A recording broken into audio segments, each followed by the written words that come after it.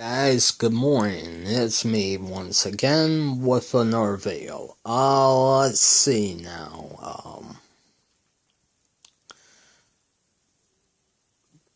Anti-ship missiles. The history of one of the most deadliest and most effective weapons in modern combat today is the anti-ship missile. The anti-ship missile was introduced back during World War II. The Nazis had developed a anti-ship missile manufactured by Heinkel, and it was the first operational air-to-surface missile that claimed its first victim. Italian battleship, the Roma, was struck by Fritz X, and it broke in two and sunk, taking all hands down with her.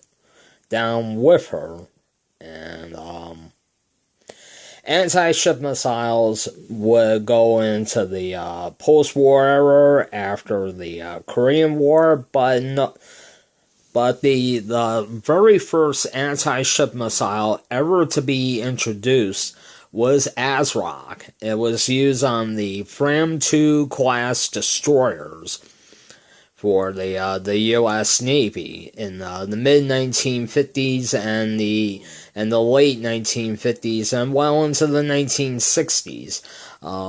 The ASROC was basically used for hunting down Soviet submarines and terminating them once and for all. This was prior to the Soviet Union, France, England, and the U.S. They had a number of dedicated anti-ship missiles.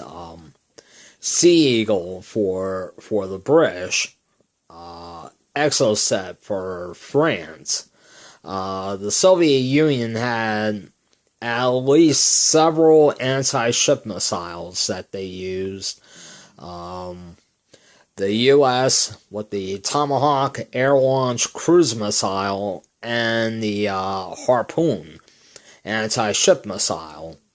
Harpoon could basically be launched from ships or from aircraft.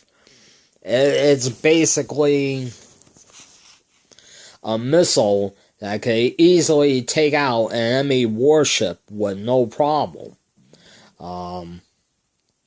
You might have seen photographs of the Lockheed P-3 Orion or the Lockheed S-3 Viking that were armed with a pair of Harpoon anti-ship missiles. Well, the Lockheed S-3 could carry two Harpoon anti-ship missiles placed on two hour-wing hardpoints, and this was a very good weapon, and still is today.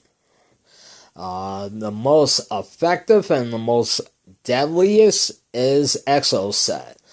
Manufactured in France in the mid-1970s, this weapon was proven to be a nightmare for the British during the 1982 Falkland Islands War. Operation Corporate began in late March of 1982, and this operation was to liberate the Falkland Islands that was captured by the Argentinians during a major campaign to, just push the British right out of the Falklands. And this tiny island that had been fought tooth and nail by the British since the Falkland Islands was established by the British nearly some 100 years ago. Well, more than 100 years ago. And Operation Corporate began with two aircraft carriers, Ark Royal and and HMS Hermes, and a screening force of guided missile destroyers, guided missile cruisers, and attack submarines. The Argentinians had the General Belgrano. They had the Miles Gears, which was an aircraft carrier, and basically it was to keep the British out. And the British were determined to stop the Argentinians one way or the other. And the Argentinians had one thing up their sleeve, and that was the Exocet anti-ship missile. Deployed from the aircraft, from the attack aircraft Dassault Super A-10 DAR, the A-10 DAR could carry 2 Exocet anti-ship missiles, and they could be fired from hundreds of miles away. And their primary target first was the British guided missile destroyer HMS Sheffield. Sheffield was hit by a single Exocet anti-ship missile, and a number of her crew was killed. And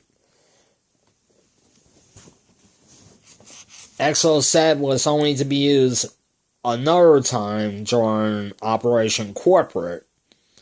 But soon after, after suffering losses, Argentinian forces on the Falkland Islands surrendered, and Operation Corporate was a success for the British. Exocet is still in use today with the Aéronaval, the French Navy, and with the Argentinian Navy as well.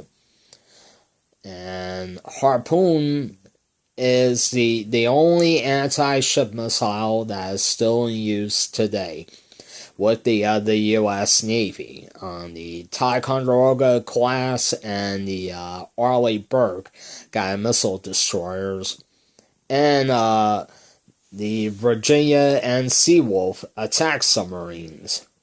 And by using stealth capability, these subs could easily hunt down and fire a Harpoon anti-ship missile and to annihilate enemy warship. It doesn't matter if it's an aircraft carrier or a guided missile cruiser. Alright guys, that is it for this video. This video is in the record books now. I would like to say thank you very much for watching this video. Please rate, share, like, comment, and subscribe. Until next time, I'll see you around.